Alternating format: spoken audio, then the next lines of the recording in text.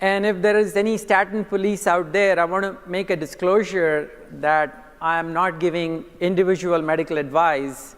Occasionally, I do prescribe statins. You have seen this slide before. Fat and cholesterol are waxy substances. They do not dissolve in blood. Our blood is aqueous or watery, and in order to carry cholesterol, it creates these lipoprotein particles that have an outer coat that dissolves in blood, and they have identifying proteins that give it a functionality.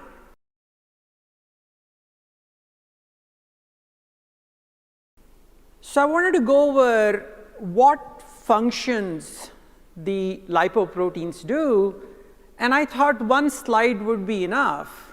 But what we need to recognize is that there is millions of years of evolutionary engineering behind creating these molecules so that they help us with host defense. They fight bacteria. They mop up bacterial products. They modulate inflammation. Cholesterol is not a metabolic fuel. You cannot burn it, and it has to be removed, and it's removed in the biliary tree. It's the lipoproteins that create a cholesterol balance. When your cells are damaged, cells need to be repaired, and it's the lipoprotein molecules that do that. So I thought one slide would be enough, but it was not. So I had to create a second slide to show that the cholesterol is important in processing or functionality of your insulin receptor depends on cholesterol, because cholesterol-rich domains give it the structure it needs to function. Our sex hormones, the LDL supplies the raw materials for the sex hormones to be made. It's a carrier for fat-soluble vitamins. Dave Feldman has talked about energy delivery. It is the lipoprotein molecules that deliver energy. The CoQ10, which is an important part of our muscle function, is delivered through the lipoproteins. And who knew that prevention of vascular calcification that Jeff was talking about is also modulated because cholesterol is involved in converting vitamin K1 to K2, which prevents vascular calcification.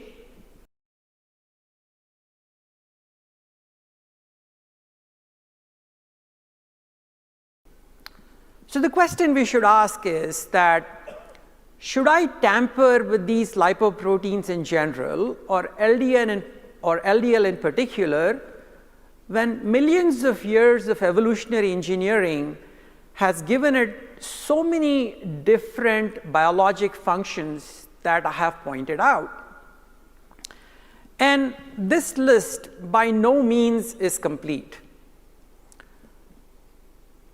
What we need to recognize is that nature has already done some of this for us, and it has created a situation which is called A-beta-lipoproteinemia, in which the LDL is absent. So we should think that a person with an absent LDL should live forever. So when we look at a group of these individuals, let's see what happens. They have a failure to thrive, they get recurrent infections, they get blindness, they get issues with regards to their neuromuscular function. In other words, movement disorders. They get a fatty liver, and instead of living forever, they die in their third or fourth decade.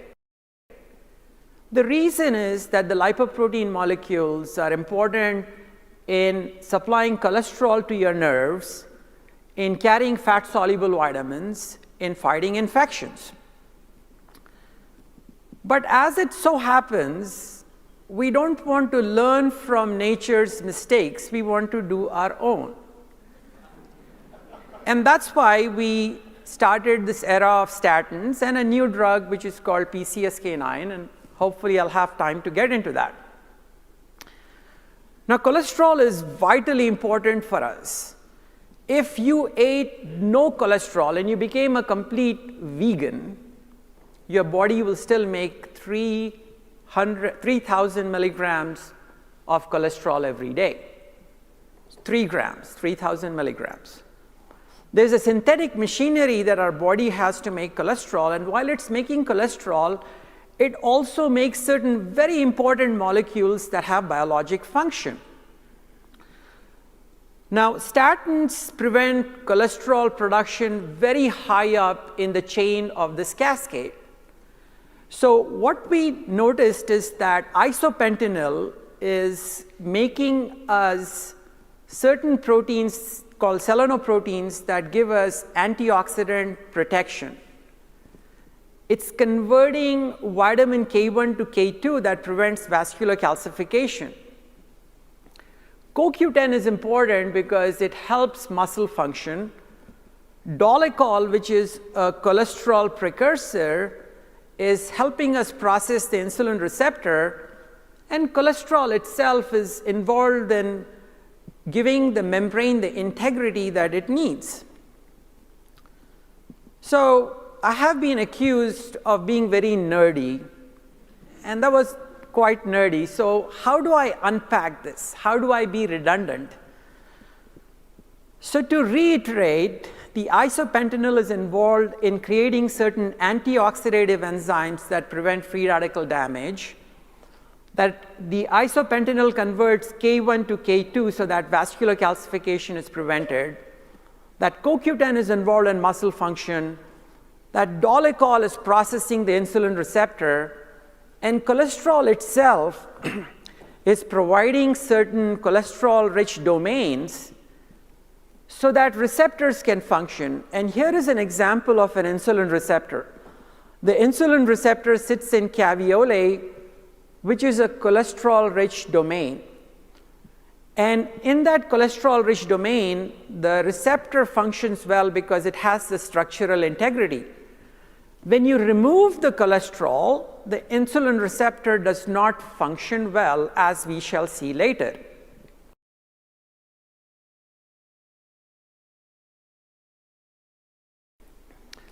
Now, we talked about dolecol as a precursor for cholesterol production, and dolecol is involved. It takes the protein manufacturing machinery of the body, and in that location where the insulin receptor is being made, it attaches a sugar residue so that the receptor can function well.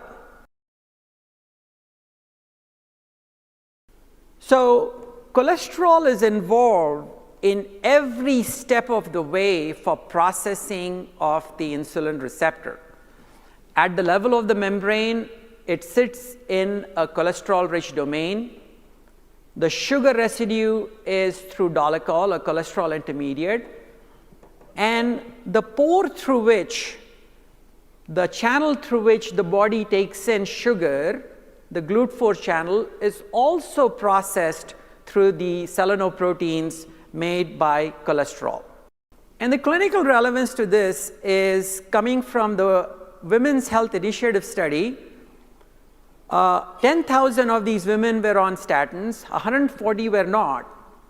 What happened? The women that were on statins, 3 years later, the chances of them being a diabetic was a little close to 10% compared to 6% in women not taking statins, a 3.5% difference. If you were a Hispanic, you are more susceptible to statin damage, and the difference was not 3.5%, it was 5%.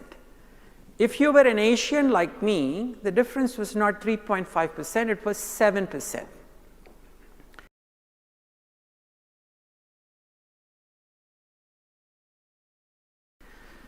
Now, we've talked about CoQ10 a lot. The way I talk about CoQ10 is that it is the spark plug of an engine. If the engine doesn't have spark plug, it cannot burn fuel. Similarly, if our mitochondria don't have CoQ10, they cannot create usable energy, which is called ATP, and CoQ10 is a cholesterol byproduct. So my fellow Texan, Dr. Lance Joan, took 10 patients who were on statins, he did muscle biopsies, he did blood work, and he compared them to 9 matched controls. And out in the blue line, what you're seeing is how the matched controls performed. And compared to that blue line, the people who were on statins had higher blood pressure, higher sugars, they had lower CoQ10 in their muscles, they made less enzymes that prevented oxidative damage or free radical damage. They were not able to generate the energy currency because they didn't have CoQ10, and they were insulin resistant.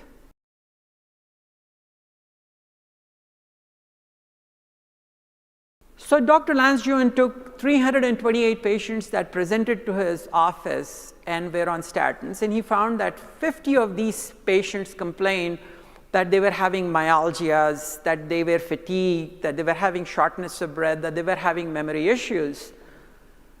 And he stopped their statins. And when he stopped their statins, majority of them improved. In 28 of these patients, they had heart muscle dysfunction that he evaluated with an ultrasound of the heart called an echocardiogram. When he stopped the statins, 50% of these individuals improved. The other 50% did not improve, which means that statins, cessation of statins may not lead to improvement in everyone.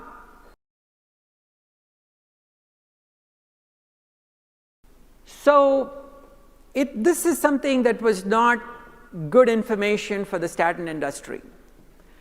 And what they did is to say, hey, let's go on a fence and say that using statins will prevent mortality in people who have congestive heart failure. Heart failure is a situation in which the heart muscle is not pumping well. So what they did is to compare people who had heart failure who were on statins compared to who were not on statins. And this is an unfair comparison, because if you bring me a patient with heart failure and they have high cholesterol, I know they're going to live forever. A proper way to compare is to see the group of people who are on statins, if they are taking statins less frequently, in the middle, or taking it more than 75% of the time, who does better? And that's the comparison I did. So if you were taking statins less frequently, you were less likely to die. In fact, the highest mortality was there in the group that took the statins most of the time. Not just all-cause mortality, you were at greater risk of strokes, you were at greater risks of getting heart attacks. In Japan, the Japanese Society of Cardiology said that everybody with a cholesterol over 220 should get a statin.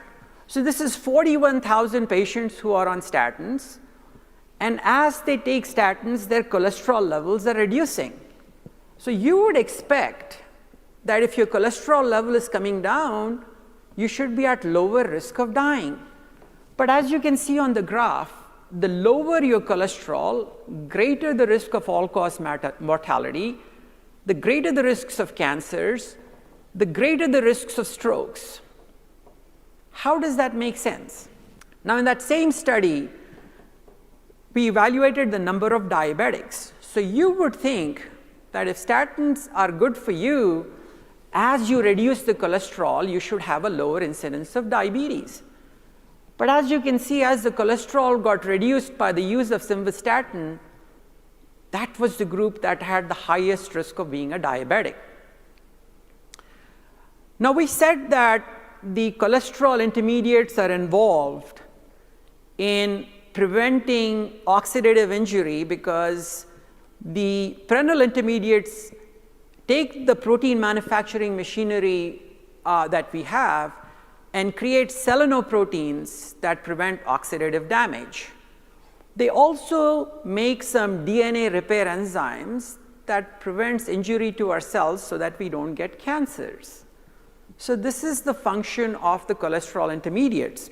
So again, the deception from the statin industry and the statin experts is that let's go on a fence and say that statin use is associated with a reduced chance of having mortality if you have cancers. So they took a Danish population, 40 years and older, all of them had cancers, and they're comparing people who are not on statins to people who are on statins. Again, this is an unfair comparison. The reason is that if you have high cholesterol and you have cancers, you have a better chance of survival. And you would give cholesterol reducing medicines only to somebody who has high cholesterol, not to somebody who has low cholesterol. So similarly, the comparison should be that somebody on low dose, middle dose, and high dose, if cholesterol is beneficial in preventing them from dying, the higher the cholesterol, the higher the statin dose, the lower should be your mortality. But not so.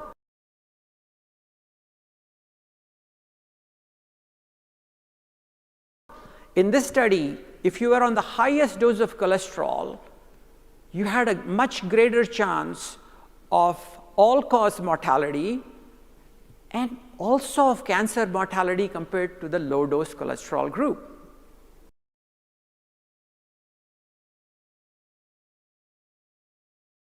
This is a study done in patients 65 years and older, called an older population, and I looked at that and I said, what do you mean, 65 is old?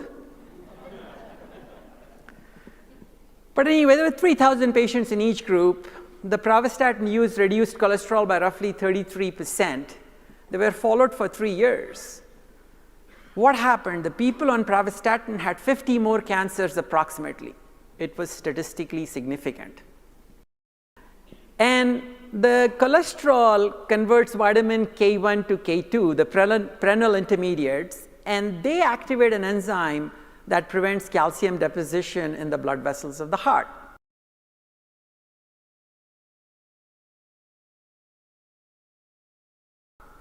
So this is a VA study, and the VA study was done in patients who were on statins not using frequently versus those who were using frequently.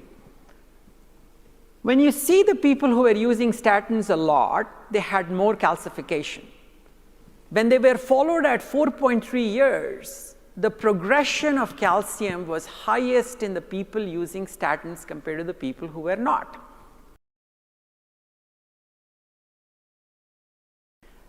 This is another compelling information.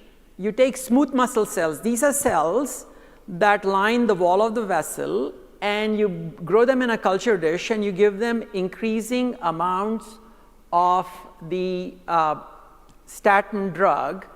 And what you're finding on the slide to the left of the screen here is that as the dose of statin increased, more cells were dying.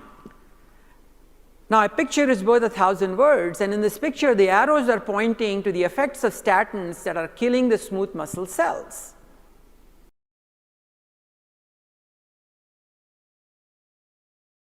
So here is a cell that is undergoing repair, and as it undergoes repair, it puts cholesterol out into the milieu. The HDL, which looks discoid in the beginning, is there to pick up the cholesterol. It becomes spherical. And then it does this amazing thing. It transfers the cholesterol from HDL to LDL. The LDL takes the cholesterol. It is then subsequently removed by the liver through the LDL receptor. And the liver recycles the cholesterol and the protein. This is an important biologic function. But if you prevent that transfer, which is happening through the CETP enzyme, you create something that medical professionals like a lot. You are increasing your HDL, you are reducing your LDL. So that's what happened in this study. So this is an Illuminate trial, about 7,500 patients in each group. The group to the left, the HDL, which is the good cholesterol, is very high, 83. The LDL is very low. A cardiologist like me would salivate over this, say, this is so good. Why are you even coming to see me? You don't need to come see me because you're going to live forever. What happened in this study? With high HDL and low LDL, more people died, more people had cancer mortality, more were hospitalized for heart failure, more had infections, and more had strokes. So this is where I want to tell you how an industry-sponsored clinical trial is done. 95% of studies that are done on statins are sponsored by the industry. And the industry plays the clinical site, which is at the top of the slide. About 400 sites in about 25 countries is a blockbuster study. Physicians like me at the site are paid by the industry. The industry hires a team of experts called CAC, Central Adjudicating Committee. They are paid by the pharmaceutical industry. They hire a DSM, a Data Safety and Monitoring Committee, that's designed to protect the patient. Who pays them? It's the pharmaceutical industry. The FDA, which is to approve new drugs, a substantial portion of their budget comes from the pharmaceutical industry. There's a revolving door between pharmaceutical industry and FDA. You would think that medical journals that take these blockbuster studies that are going to make mega profit for the industry, are they conflicted? Yes, they are, because when a blockbuster study is published, millions of reprints are ordered that is extremely beneficial for the statin industry and for the medical journals. You would think that American Heart Association and ACC are not conflicted, but just go to one of their meetings and see the dominance of the industry. A large portion of their budget comes from them. You would think that physicians like me are not conflicted, but they'll come and say, Dr. Ali, we think that you are a pretty good opinion leader in your community. You can speak. Why don't we give you about $3,000 5 nights a month? And why don't you go and tell your friends and your community that this is a good drug, please use it. I urge you to go to ProPublica.com, put the names of the physicians. You'll be shocked to see that some physicians are earning between $100,000 to $500,000 a year speaking for the industry and promoting their drugs. So let's say that the pharmaceutical industry, the doctors who have done the study are completely ethical, they're above board, they have done nothing wrong, that the data is robust. And you say, come and show me the best study you have done that shows that statin is beneficial. You got to go back to 1994, the Forest trial, about 4,000 plus patients in Scandinavia, half of them given simvastatin, half of them not given simvastatin. At the end of 5 years, the reduction in mortality was 0.6% per year. That is the most robust endpoint, mortality. 0.6% per year. Okay? Now, it would be honorable for the doctors and the pharmaceutical industry to say, yes, this is our result, but they pointed saying that there was a 42% reduction in mortality. Now, I borrowed these slides from Malcolm Kendrick. I've used them before. I would appreciate that even if you have heard it before, that you laugh. Let's say the Colorado Lotto, if you buy a ticket, your chances of winning is 1 in 15 million. And I come and say, I'm an expert at predicting who will win. I'll increase your chances by winning by 50%. How much is that realistically? That is 1.5 in 15 million. So in absolute terms, that is 0.603. So if I were a pharmaceutical industry, I would sell my wares like this. Do you want to be a millionaire? Send me 50 bucks. I will increase your chances by 50%. This is no con trick. On the other hand, if I were being honest, this is what I would say, that the pathetic, desperate, lonely Dr. Ali can very minusculely increase your chances of winning the lotto. Please send me this much money. You get the point. So the truth is that you should always talk about absolute risk reduction, never relative risk reduction. So I don't want you to get bogged down by the slide. I took a lot of time to prepare it, and it has very useful information. So in the LDL reduction line, it's showing the degree of reduction in LDL over time from 1994 to 2017. And on the mortality benefit line is showing the degree of mortality benefit. So the FOREST trial, we've seen over 5 years, 3.3% reduction. But then 2004 was a landmark point in which the Vioxx trial came out. When the Vioxx trial was evaluated, it was found that Merck did data tampering, the same company that did the FOREST study. They also found that Merck hid the data that showed that these people were having heart attacks. What happened? 88,000 patients had a heart attack, roughly 40,000 patients died, and when it came to light, Merck paid $5 billion in damages. That's the first time that Congress put in guidelines that said that if you do a study, you need to publish it. Because before that, a company could do 10 different studies, hide the 9 and publish the one that showed benefit. Now, that's when scrutiny started. And if you look at the trial called the CARDS trial in diabetics, 33% reduction in cholesterol, 1.5% reduction in mortality. But that was before the clinical trial guidelines. A similar trial was conducted right after clinical trial guidelines, same group of diabetic patients, similar reduction in cholesterol, 0 reduction in mortality. The Jupiter trial, this trial reduced cholesterol by over 50%. The reduction in mortality was 0.5%. The Fourier trial that I will show you reduced cholesterol by almost 60%. It had 28,000 patients. There was a slight increase in mortality. So this is telling you what PCSK9 does, and I don't know if there are doctors in this audience, so I want to go over that. The PCSK9 comes in and tells the body that something is happening. Let's downregulate the LDL receptor. So let's remove the LDL receptor from the liver so that more LDL is there in the circulation. Why is it doing that? It's an acute phase reactant. In other words, if you have an infection, PCSK9 goes up. The LDL is there, as we have seen, to fight infections, to modulate inflammation, to do cell repair, and in a time of need, provide energy.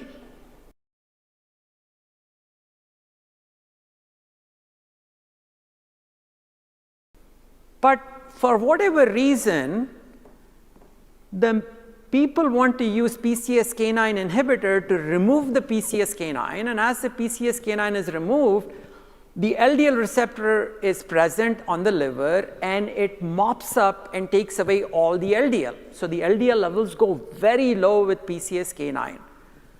And with more low LDL number, perhaps all the beneficial effects of what LDL is doing also go away. I refuse to call LDL the bad cholesterol. So what happened in this study?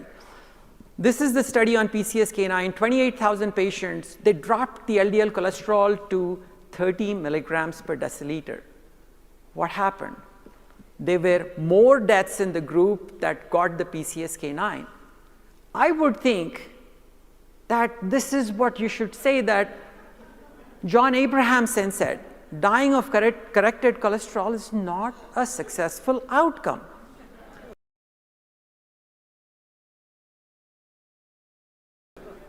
PCSK9 was designed when humans were going through a nutrient-depleted environment. We had unpredictable fasting. It was designed so that you would have the ability to fight infections, that your body can be provided with energy. It also has many other functions that I will not get into. So the big pharma, the food industry, near 100% of cardiologists, the American Heart are telling us, eat a processed vegan diet, take statins, take PCSK9 inhibitors. They want to wipe the LDL and the PCSK9 out of our bodies.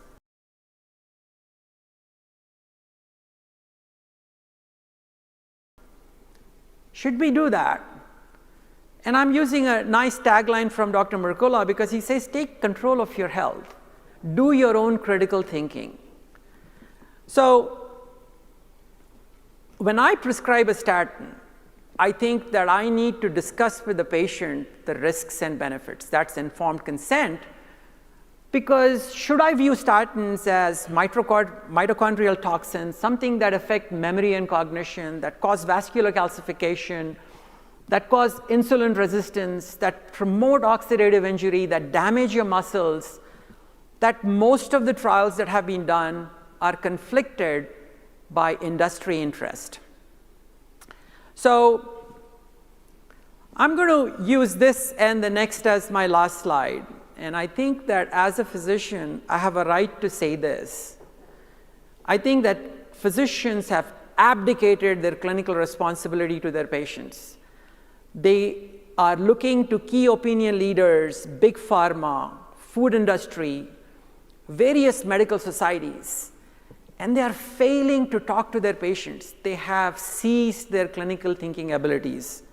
So I think we should accept some responsibility that this is right, that we are probably the first or the second leading cause of death in the US and worldwide.